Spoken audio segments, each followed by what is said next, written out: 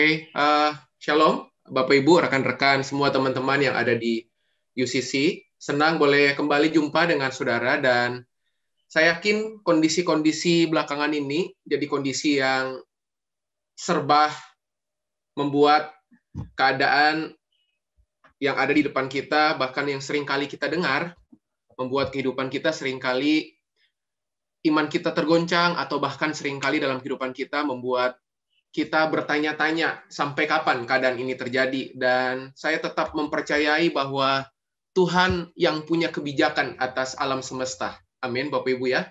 Nah, kalau Tuhan yang buat kebijakan, saya percaya Tuhanlah yang jadi kendali atas segala sesuatu.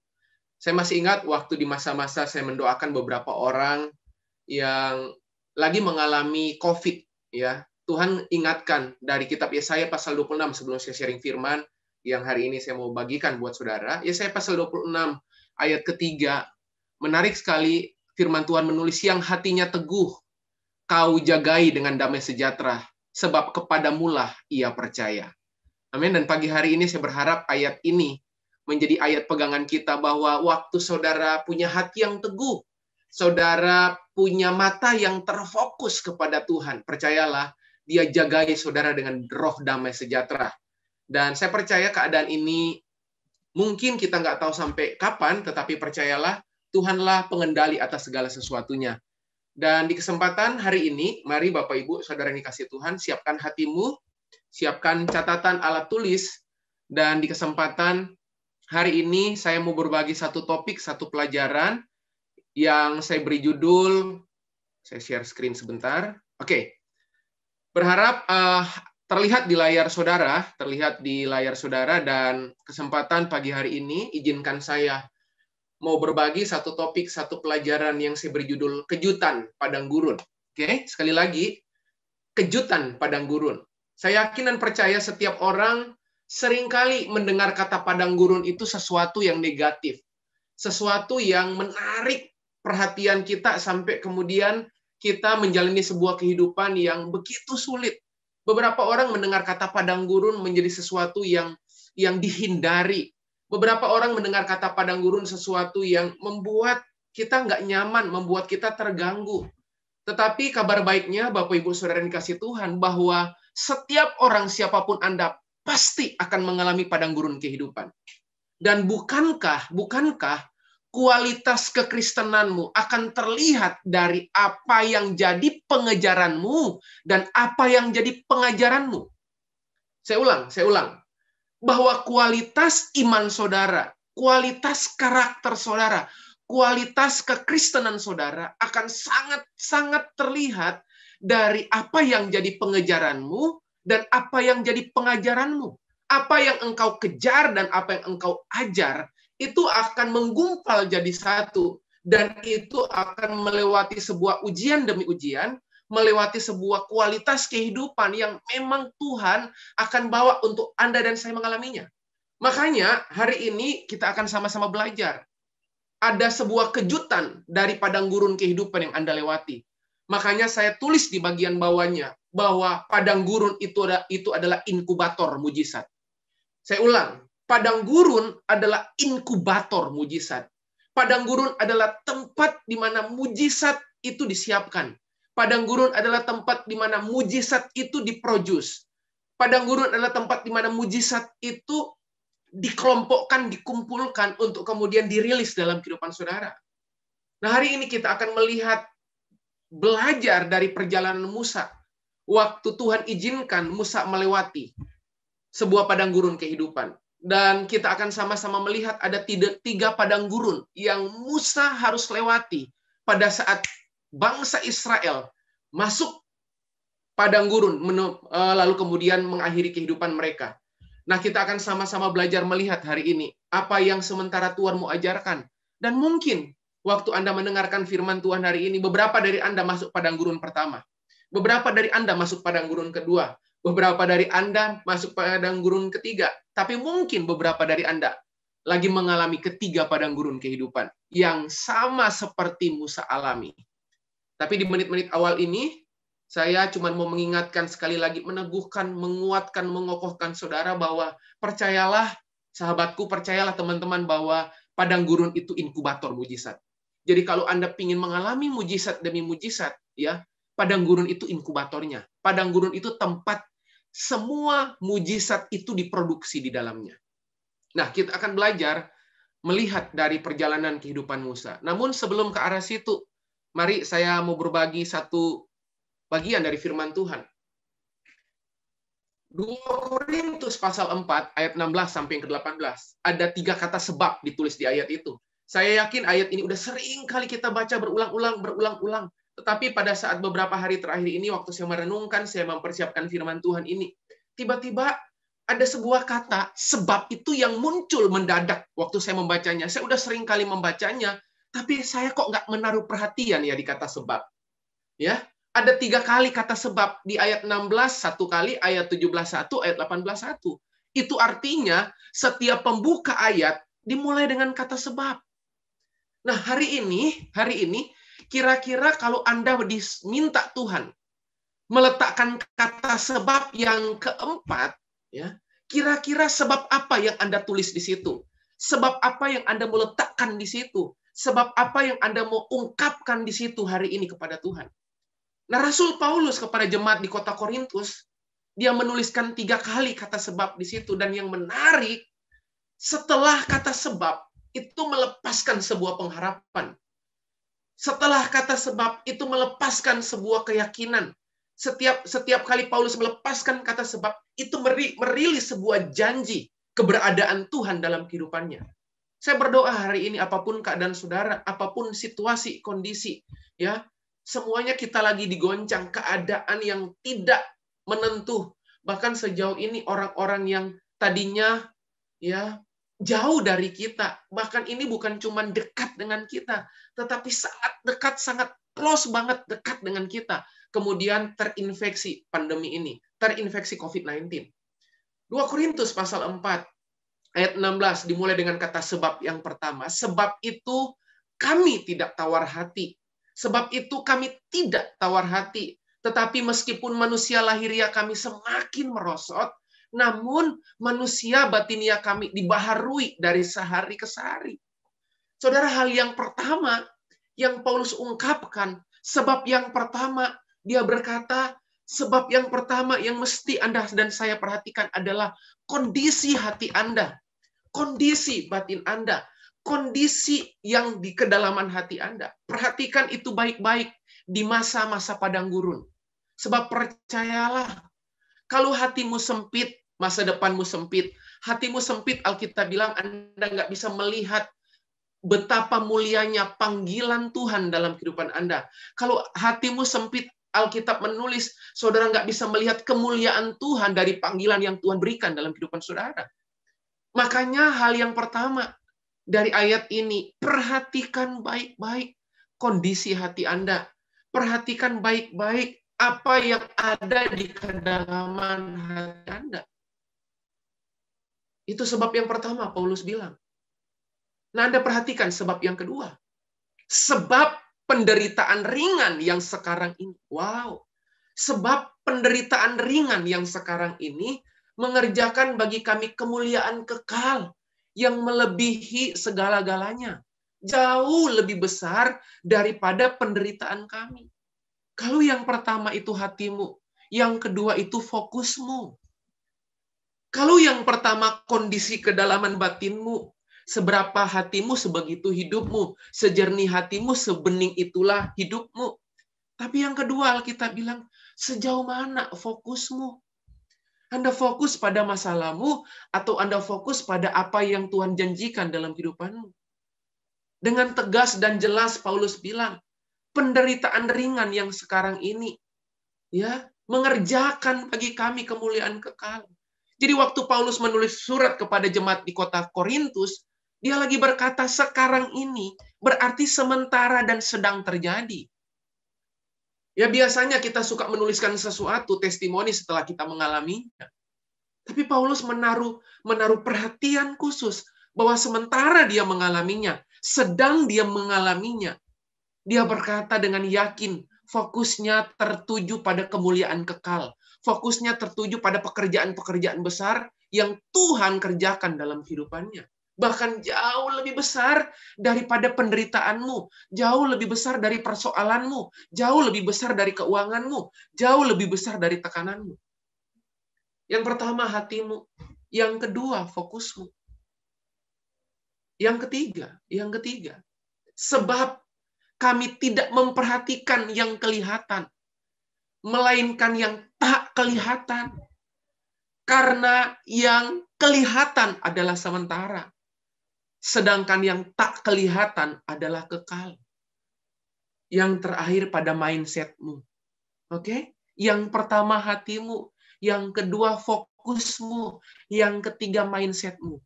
Bukan mainmu, bukan, tapi mindsetmu. Cara Anda melihat keadaan, cara pandang Anda melihat segala sesuatunya. Sebab kami tidak memperhatikan yang kelihatan, melainkan yang tak kelihatan, karena yang kelihatan adalah sementara, sedangkan yang tak kelihatan adalah kekal. Coba bayangkan sebentar Bapak Ibu Saudara yang di rumah. Kira-kira kalau Anda menaruh sebab yang keempat, Anda akan menaruh sebab yang seperti apa? Saya berdoa di menit-menit awal ini, ketiga sebab ini menjadi sebab utama Anda menjalani kehidupan Anda. Ketiga sebab ini menjadi alasan. Sebab yang pertama, tidak tawar hati. Sebab yang kedua, penderitaan ringan yang sekarang ini mengerjakan kemuliaan. Sebab yang ketiga adalah sebab yang berfokus tidak hanya, atau mindset kita tidak hanya yang kelihatan, sementara yang tidak kelihatan adalah kekal. Nah, saya akan mengantar, kalau saudara sudah memahami bagian ini, saya akan mau mengantar saudara pada bagian apa efek kejut dari padang gurun kehidupan Anda. Belajar dari kehidupan seorang Musa. Kita akan lihat sama-sama terlebih dahulu. Seperti di awal-awal yang saya katakan, tak terbantahkan bahwa setiap orang akan mengalami padang gurun kehidupan. Oke? Setiap orang. Musa menghabiskan 40 tahun di padang gurun sebelum Tuhan memanggilnya memimpin umatnya keluar dari Mesir. Elia tinggal di padang gurun sebelum berani menjadi Nabi Allah di peristiwa paling fenomenal dalam sejarah Israel. Saudara pasti tentu tahu bagaimana Elia berperang dengan nabi-nabi Baal. Yohanes Pembaptis menghabiskan waktu dewasanya di padang gurun dan menyerukan pesan pertobatan. Saudara pun paham cerita itu. Paulus, kalau saudara pelajari Alkitab, menghabiskan waktu 3 tahun di padang gurun Arab menerima wahyu Tuhan sebelum kembali ke Yerusalem memulai pelayanannya sebagai seorang rasul. Bahkan Yesus mengalami ujian padang gurun sebelum dia memulai pelayanannya di muka bumi. Kalau saudara pelajari seluruh kisah Alkitab, Anda tahu endingnya. Anda tahu akhir dari perjalanan kehidupan mereka. Makanya ada kejutan-kejutan yang selalu Tuhan siapkan di tengah-tengah Anda menjalani padang gurun Anda. Oke, ada efek kejut di dalamnya. Sekali lagi, bagi saya, pada saat saya mengalami padang gurun, saya tahu saya lagi memproduksi mujizat. Saya lagi punya inkubator mujizat dalam kehidupan. Inkubator tentunya saudara bisa lihat pada saat seorang anak lahir prematur. Beberapa teman baik saya di Surabaya, pada saat anak mereka lahir dalam kondisi prematur, langsung inkubatorlah tempat anak itu kemudian disapi ataupun kemudian dibesarkan, ya, ditindaklanjuti. Nah, kita akan lihat bersama-sama berikutnya. Apa definisi padang gurun buat saudara? Ya, apa definisi padang gurun buat saudara? Dari perjalanan panjang Bapak Ibu dan bertemu dengan banyak orang, sambil menulis, mengetik poin-poin ini beberapa hari sampai tadi malam, Bapak Ibu Saudara, saya mencoba mendefinisikan apa itu padang gurun. Bagi saya ini yang pertama. Padang gurun adalah tempat di mana tekanan demi tekanan mengelilingi hidup kita. Seakan-akan padang gurun itu jadi cermin. Ya, Anda pernah ada di sebuah ruangan yang semuanya kaca. Anda hadap ke kanan, kaca, adalah bayangan Anda sendiri, Anda ke kiri, Anda ke depan, Anda ke belakang, Itu semuanya melihat diri Anda sendiri, seakan-akan Anda itu terkungkung. Dan bagi saya, sederhana, tempat di mana tekanan demi tekanan mengelilingi hidup Anda dan saya, itulah padang gurun. Tapi ada beberapa orang kemudian berkata padang gurun adalah tempat yang penuh misteri. Kenapa misteri? Karena kita sendiri nggak tahu sampai kapan COVID ini berlangsung. Kita sendiri nggak punya kepastian. Ya, di tengah-tengah hidup yang nggak pasti, pandemi yang nggak pasti, udah sempat turun, tiba-tiba melonjak drastis, bahkan Indonesia pecah rekor dari waktu-waktu sebelumnya yang tidak pernah kejadian. Sampai dengan kemarin 21.000 dalam sehari. Misteri.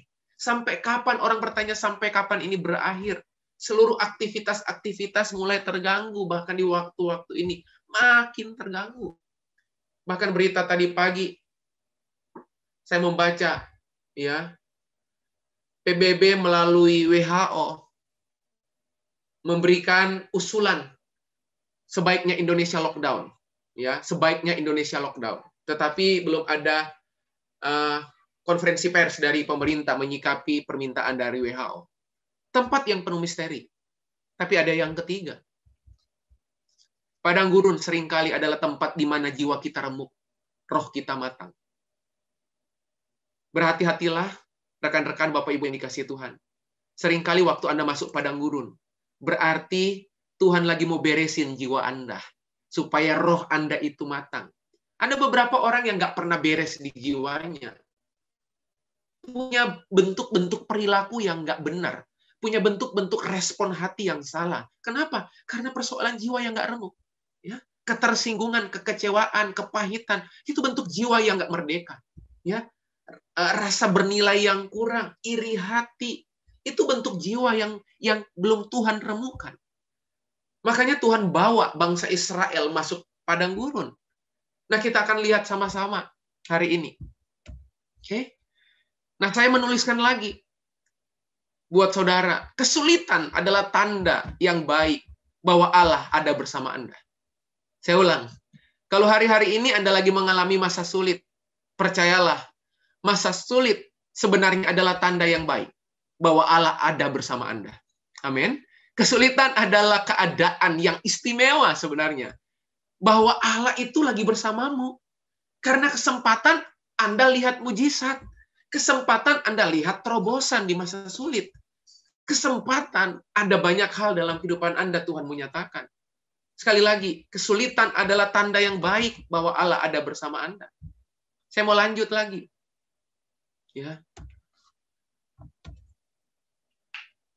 Saya tuliskan lagi ini untuk menguatkan saudara pagi hari ini. Ada kalanya Tuhan akan mengizinkan kita ke padang gurun hanya untuk menunjukkan kepada kita bahwa Dia setia dan dapat dipercaya. Amin. Sekali lagi saya tuliskan di sini. Saya waktu menuliskan kalimat ini saya pun diberkati. Itu kayak Tuhan lagi bicara di hati saya bahwa kalau kamu ingin melihat Tuhanmu setia, kalau kamu ingin melihat Tuhanmu itu dapat dipercaya. Seringkali yang Tuhan pakai bukan realisasi janji Tuhan, bukan. Tapi justru yang Tuhan pakai adalah padang gurun. Jadi kalau hari-hari ini engkau lagi ngalami padang gurun, mari yang tadi di menit-menit awal saya kasih tahu. Mari rubah hati Anda, rubah fokus Anda, rubah mindset Anda bahwa ini justru jadi kesempatan untuk saya melihat Tuhan setia. Untuk saya melihat Tuhan itu memang dapat dipercaya. Dan memang ada kalanya Tuhan mengizinkan kita masuk padang gurun. Dan saya tuliskan ini lagi. Ujian ini atau ujian padang gurun bukan untuk menyiksa atau menghukum kita, namun untuk membuktikan kualitas firman yang kita terima. Oke? Kualitas firman yang Anda terima di 1 tahun yang lalu, kalau Anda ingin lihat kualitas firman itu ya dan amin, Tuhan ingin buktikan. Dan salah satu alat bukti untuk Tuhan membuktikan bahwa kualitas firman yang Anda terima itu sejauh apa Anda dalami, sejauh apa Anda punya, sejauh apa Anda yakini, sejauh apa Anda percayai. adalah lewat padang gurun. Makanya di menit awal tadi saya bilang kualitas Anda akan terlihat dari apa yang jadi pengejaranmu dan apa yang jadi pengajaranmu. Apa yang Anda kejar dan apa yang Anda ajarkan. Itu manifestasi dari seluruh visimu. Itu manifestasi dari seluruh keinginanmu, hasratmu, desire-mu kepada Tuhan. Apa yang Anda kejar hari ini? Apa yang Anda ajar hari ini? Sekali lagi, padang gurun hanya untuk membuktikan kualitas firman yang kita terima. Jadi usulan saya sampai di menit ini, kalau Anda ingin menguji kualitas firman Tuhan, besar kemungkinan padang gurun akan jadi jalur kunci dalam kehidupan Anda dan saya. Oke? Kualitas firman itu nggak pernah teruji di masa-masa bahagia. Kualitas firman itu nggak pernah teruji hanya saat di masa-masa yang menyenangkan. No. Kualitas firman itu akan sangat teruji di masa sukar, sangat teruji di masa sulit, sangat teruji Anda melewati padang gurun kehidupan yang penuh misteri, yang nggak tahu kapan ujungnya. Nah, mari kita masuk bersama-sama. Ya, perjalanan Musa melewati 3 padang gurun kehidupan. Yang pertama, dari kitab Keluaran pasal 13 ayat 20-21. Padang gurun pertama yang Musa jajaki, yang Musa lewati.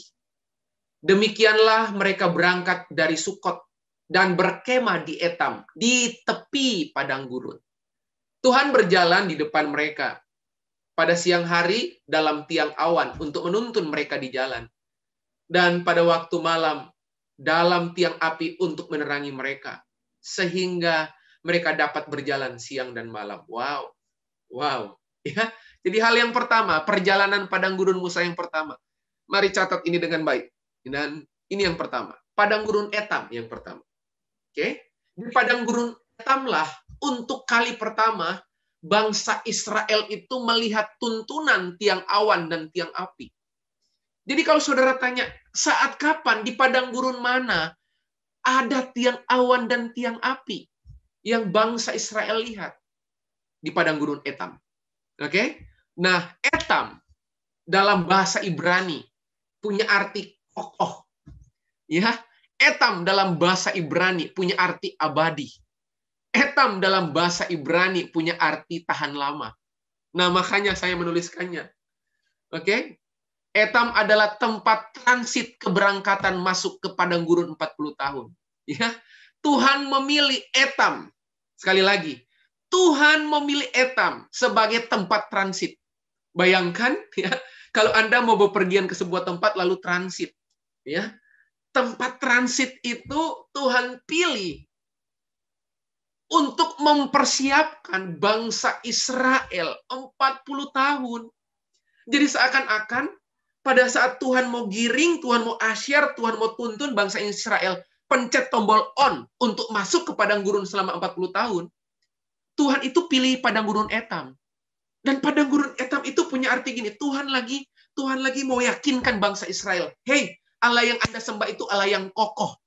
Tuhan yang Anda sembah itu Tuhan yang kekal, yang abadi, yang berkesinambungan, yang tahan lama, panjang setianya, panjang sabarnya, panjang kasihnya. Makanya Tuhan tuntun lewat tiang awan dan tiang api. Jadi hari ini, kalau Anda masuk padang gurun Etam sebagai tempat transit, ingat baik-baik, Tuhan menuntun Anda bergerak maju, bukan berbalik mundur. Apapun yang terjadi dalam kehidupan Anda hari ini, Tuhan bergerak maju. Tuhan tidak pernah berkeinginan berbalik mundur, nggak pernah. Makanya Etam itu lagi menunjukkan, dia lagi mau kasih tahu kepada Musa dan bangsa Israel. Hei, aku Tuhan yang kokoh. Aku Tuhan itu tempat perlindunganmu. Aku Tuhan itu tempat pertolonganmu. Amin, Bapak Ibu, Saudara yang kasih Tuhan. Saya berdoa, Anda menyadari padang gurun ini. Saya tulis, tuntunannya berarti kita meninggalkan semua yang biasa. Saya ulang, tuntunannya berarti kita meninggalkan semua yang biasa dan melangkah maju dengan iman ke sebuah tempat yang belum kita ketahui. Makanya di padang gurun Etam, Tuhan minta kita bergerak menurut tiang awan, tiang api. Bergerak menurut arahannya, menurut tuntunannya. Bukan berdasarkan alasanmu, bukan berdasarkan logika pikiranmu. Bukan, bukan. Makanya Tuhan langsung hadirkan tiang awan, tiang api. Ya, tempat transit saja yang akan menggiring mereka masuk 40 tahun. Itu udah nggak bisa balik di Etam. Begitu mereka pencet tombol Etam, masuk transit, masuk 40 tahun. Tuhan lagi mau titip pesan buat Anda dan saya hari ini. Sadarilah bahwa Tuhanmu akan selalu memberikan arahan. Tuhanmu akan selalu memberikan tuntunan. Dia Allah yang bergerak menurut kehendaknya. Makanya cari tuntunannya, cari arahannya. Makanya saya percaya, dalam kehidupan kita, bahkan termasuk COVID ini, tidak ada yang mengejutkan bagi Tuhan. Percaya? Tidak ada yang mengejutkan bagi Tuhan termasuk COVID ini. Kalau Anda terkejut, Tuhan tidak pernah terkejut. Tidak ada yang mengejutkan bagi Tuhan. Sebab semuanya dalam kendalinya. Semuanya ada dalam maksudnya. Semuanya ada dalam rencananya. Padang gurun Etam. Oke? Padang gurun Etam. Kokoh, abadi, tahan lama. Tuhan menuntun kita bergerak maju, bukan berbalik mundur. Tiang awan dan tiang api menyertai kehidupan Anda. Yang kedua, perjalanan yang kedua, yang Anda dan saya bisa lihat bersama-sama. Perjalanan Musa melewati padang gurun yang kedua. Keluaran pasal 15, ayat yang ke-22. Keluaran 15 ayat 22, Musa menyuruh orang Israel berangkat dari laut Teberau. Oke. Lalu mereka pergi ke padang gurun Syur. 3 hari lamanya. Mereka berjalan di padang gurun itu dengan tidak mendapat air. Saudara, kita sehari aja nggak minum air, rasanya gimana? Saya khotbah gini aja, ya. Kebayang tuh ini, ya. Khotbah aja nggak minum itu kayak gimana? Ya. Apalagi Alkitab bilang kita pada orang Israel itu nggak ngalamin, nggak dapatkan air selama 3 hari. Yang kedua, padang gurun yang dilewati Musa. Yang kedua adalah padang gurun Syur. Kalau yang pertama Etam, padang gurun Syur. Yang kedua, menarik. Arti dari bahasa Ibrani, kata Syur itu punya arti dinding. Arti kata Syur itu terkurung. Arti kata Syur itu terbatas. Ya.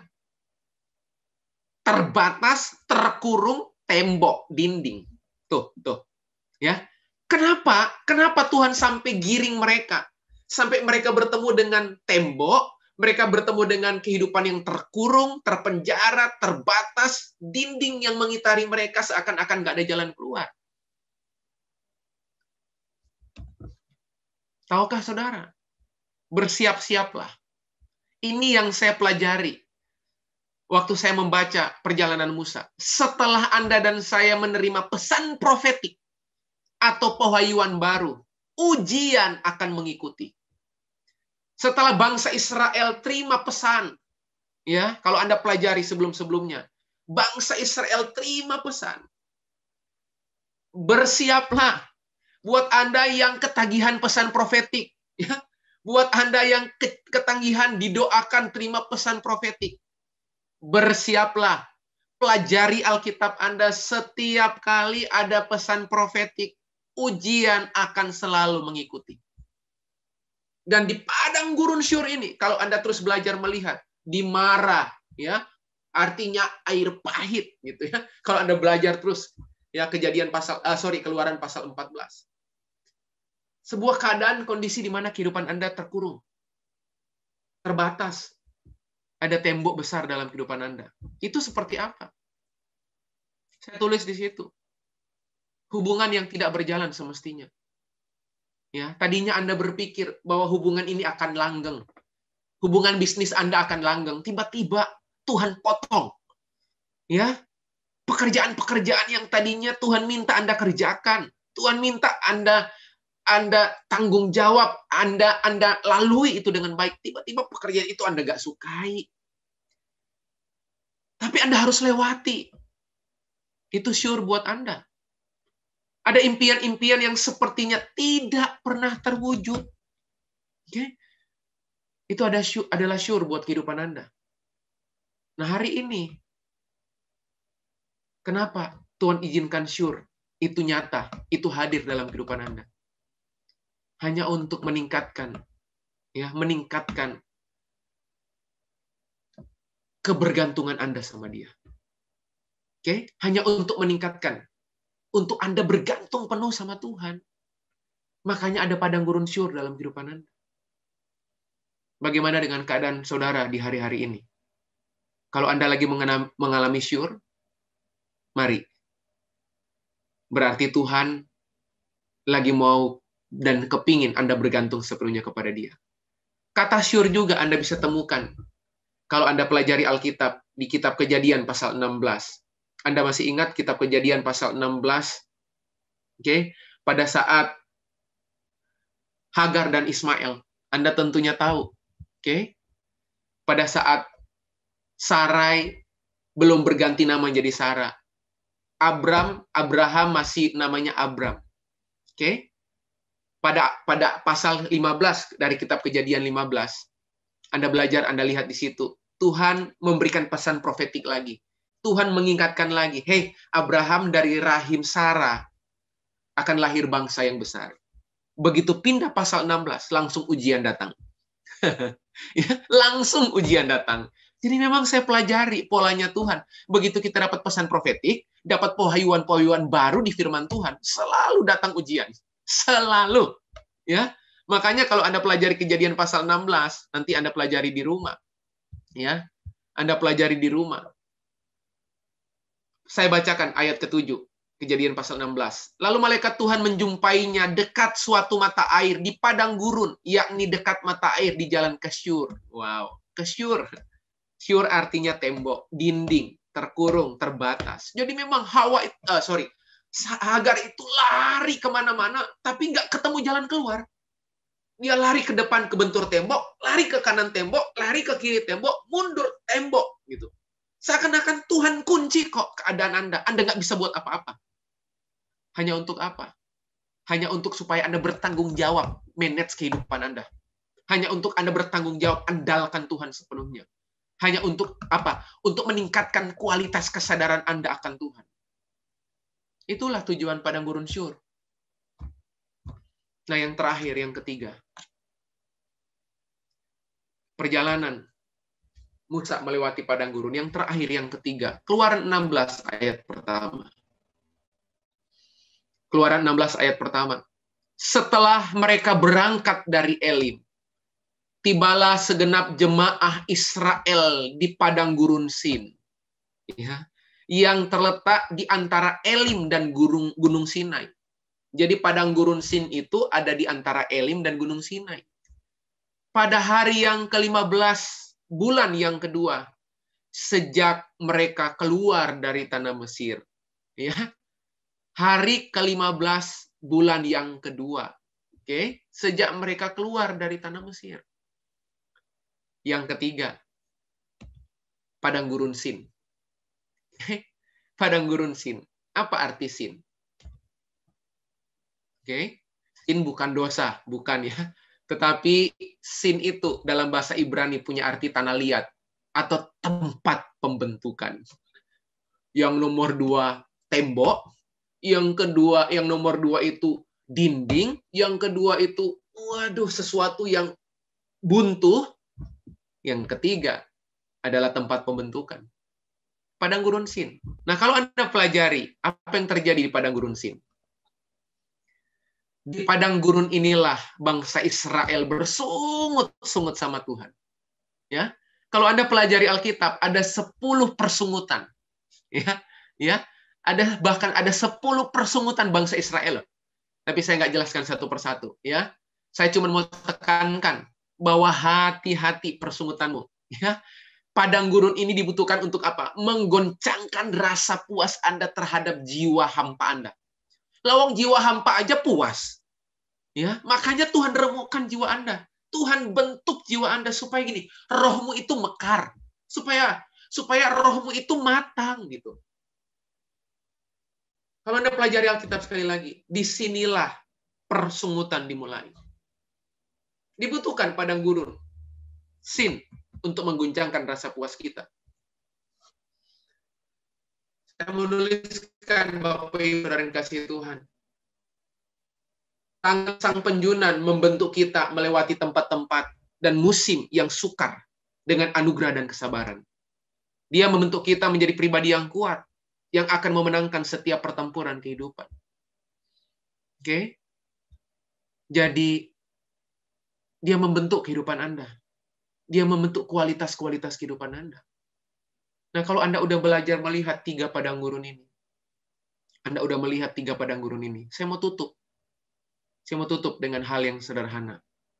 Ya, ada 3 hal sederhana. Kalau 3 padang gurun tadi, saya mau tutup dengan 3 hal yang sederhana aja. Oke? Kalau 3 padang gurun tadi, apa maksudnya semuanya? Kalau Anda lagi mengalami kondisi padang gurun. Yang pertama, padang gurun yang pertama, tujuannya yang pertama adalah tempat persiapan. Oke? Tempat persiapan. Anda disiapkan. Apanya yang disiapkan? Ada 3 hal yang disiapkan. Tuhan menyiapkan cara pandang Anda. Makanya dia izinkan padang gurun. Ya, Tuhan menyiapkan cara Anda melihat, cara Anda memandang, perspektif Anda. Makanya Anda perhatikan. Ya, disitulah cara pandang Anda itu dibenarkan. Dipersiapkan sama Tuhan. Supaya lebih matang. Apalagi, padang gurun itu mempersiapkan skill Anda. Kalau Anda mahir melewati masa sulit, Anda mahir melewati berhadapan, bersinggungan dengan orang-orang sulit, skill Anda dilatih, talenta Anda dilatih, dipersiapkan sama Tuhan. Lalu apa? Karunia-karunia rohani Anda pun dipersiapkan sama Tuhan di masa-masa persiapan itu. Jadi padang gurun hanya untuk preparation. Prepare apa? Cara pandang Anda, skill Anda, talenta Anda, spiritual gift Anda, Tuhan persiapkan. Hal yang kedua, di padang gurun, yang tadi Anda pelajari 3 hal tadi, akan ada pemurnian. Kenapa Tuhan izinkan Anda mengalami kesulitan keuangan? Kenapa Tuhan izinkan Anda kehilangan orang-orang terbaik mungkin? Kenapa Tuhan izinkan Anda mengalami kehilangan bisnis, kehilangan income dalam kehidupan Anda dan saya? Kenapa Tuhan izinkan harapan, keinginan, masa depan, cita-cita, bahkan kerinduan sampai hari ini belum nyata dalam hidup Anda? Sebab Tuhan lagi memurnikan. Apa yang lagi Tuhan murnikan? Visi Anda Tuhan memurnikan. Visimu itu visi yang dari Tuhan atau hanyalah ambisi dari nafsu saudara? Ini visi ilahi atau ambisi duniawi? Tuhan murnikan visi Anda. Kalau Anda suka berkata, saya dapat dari Tuhan, pesan Tuhan seperti ini, Tuhan memurnikan visi Anda. Sekali lagi, visi ilahi atau ambisi duniawi. Tuhan murnikan visi. Yang kedua, Tuhan murnikan apa? Value. Nilai hidup Anda Tuhan murnikan. Apa yang Anda bangun selama ini? Tuhan memurnikan tuh nilai hidup Anda. Benarkah kalau Anda berkata nilai hidup Anda adalah humility, kehambaan? Tuhan akan izinkan, Tuhan memurnikan, supaya nilai kehambaan itu akan menuntun Anda menang di padang gurun. Menang menghadapi hal-hal yang di depan. Benarkah value hidup Anda itu adalah responsibility? Tuhan akan sengaja izinkan sebuah pekerjaan yang membuat Anda harus fokus sekian lama seakan-akan nggak tuntas-tuntas. Tuhan lagi mau uji, murnikan value Anda. Tapi juga yang ketiga, Tuhan pun akan murnikan motivasi hati Anda. Oke? Dia murnikan motif Anda. Sebab Tuhan tahu semua yang tampil di luar adalah pancaran dari yang di dalam. Tuhan tahu. Persiapan, pemurnian. Dan yang terakhir, yang ketiga, perubahan. Oke? Apa yang Tuhan merubah? Arahmu Tuhan merubah. Oke? Yang tadinya Anda pikir harus ke kanan, Tuhan merubah ke kiri, bayangkan. Bisakah Anda berubah tanpa persiapan dan pemurnian? Saya pikir sulit. Sulit. Makanya, kalau Anda minta perubahan arah, Tuhan minta persiapan dan pemurnian dulu. Anda nggak akan pernah melihat faktamu berubah kalau nggak ada persiapan dan pemurnian. Bahkan seringkali Tuhan belum merubah faktanya. Sebab yang Tuhan lagi kasih atensi, yang Tuhan lagi mau urus adalah kemurnian hatimu, kemurnian visimu, kemurnian value-mu. Tuhan lagi mau siapkan cara pandangmu, mau tajamin spiritual gift-mu, mau latih skill dan talentamu sebelum arah berubah. Perubahan apa? Respon. Anda lebih sabar. Rohmu itu lebih matang memberi respon. Perubahan dalam hal apa? Kultur, gaya hidup. Oke? Nah, 3 hal ini yang Tuhan mau kerjakan dalam kehidupan Anda. Oke? Apapun padang gurun yang Anda lagi alami, entahkah itu padang gurun Etam, sampai padang gurun Sin. Anda ada di padang gurun Syur. Sebenarnya maksud Tuhan hanya untuk mempersiapkan Anda. Hanya untuk memurnikan Anda. Supaya tahapan perubahan jadi lebih mudah buat kehidupan Anda. Bagaimana mungkin Anda bisa berubah tanpa persiapan dan pemurnian? Nah, saya mau tutup sekali lagi dengan ayat ini. Oke. Dari ayat ini, mari kita mau bikin deklarasi iman. Oke, Anda cukup catat aja ayat ini sama dengan ayat yang sebelumnya. 2 Korintus 4 ayat 16 sampai 18. Kita akan sama-sama melakukan deklarasi iman, Bapak Ibu. Nih. Oke. Kita akan sama-sama mengucapkan deklarasi iman. Dan setelah ini kita berdoa, saya selesai. Apa deklarasi iman? Saudara tetap mute, ya, tetapi saya kepingin banget Anda mengucapkan deklarasi ini. Ada 4 deklarasi iman di padang gurun. Oke, saya ulangi. Ada 4 deklarasi iman dari ayat ini. Dari 2 Korintus 4 ayat 16 sampai 18 ada 4 deklarasi iman. Pada saat Anda melewati tahapan-tahapan panjang penderitaan, tahapan-tahapan panjang padang gurun. Oke? Sambil tetap di-mute, saya berharap sekalipun Anda off kamera, mari kita ucapkan deklarasi iman sebab iman timbul dari pendengaran dan pendengaran akan firman Tuhan. Oke? Kita ucapkan bersama-sama Bapak Ibu Saudara, ya, deklarasi iman pertama. Oke, kita ucapkan pada hitungan ketiga, saudara nggak perlu buka mute, tetap termute supaya satu dengan yang lain nggak terganggu. Deklarasi iman pertama, hitungan ketiga dari saya, 2, 3. Kesulitan di sekelilingku tidaklah seberat kemuliaan di dalamku. Boleh sekali lagi, 2, 3. Kesulitan di sekelilingku tidaklah seberat kemuliaan di dalamku. Sekali lagi, kita ucapkan 3 kali. Ini deklarasi iman kita. 2, 3. Kesulitan di sekelilingku tidaklah seberat kemuliaan di dalamku. Oke, itu deklarasi iman pertama. Yang kedua, deklarasi iman kedua. Oke, deklarasi iman kedua. Kita ucapkan sama-sama dengan iman. Dan jadilah seperti yang Anda ucapkan. Jadilah seperti yang Anda katakan. Deklarasi iman kedua. 2, 3. Kesulitan ini tidak akan berlangsung selamanya. Tetapi kasih-Nya kepadaku berlangsung selamanya. 2, 3. Kesulitan ini tidak akan berlangsung selamanya. Tetapi kasih-Nya kepadaku berlangsung selamanya. Sekali lagi 2, 3. Kesulitan ini tidak akan berlangsung selamanya. Tetapi kasih-Nya kepadaku berlangsung selamanya. Deklarasi iman ketiga. Mari kita ucapkan sama-sama lagi. 2, 3. Mataku terfokus pada realitas Kristus. Bukan pada kesulitan-kesulitan yang akan berlalu. Sekali lagi. 2, 3. Mataku terfokus pada realitas Kristus, bukan pada kesulitan-kesulitan yang akan berlalu. Boleh sekali lagi. 2, 3. Mataku terfokus pada realitas Kristus, bukan pada kesulitan-kesulitan yang akan berlalu. Amin, Bapak Ibu. Dan deklarasi yang keempat. Deklarasi yang keempat. Deklarasi yang keempat. 2, 3. Allahku yang penuh kemuliaan memiliki upah kekal yang menungguku.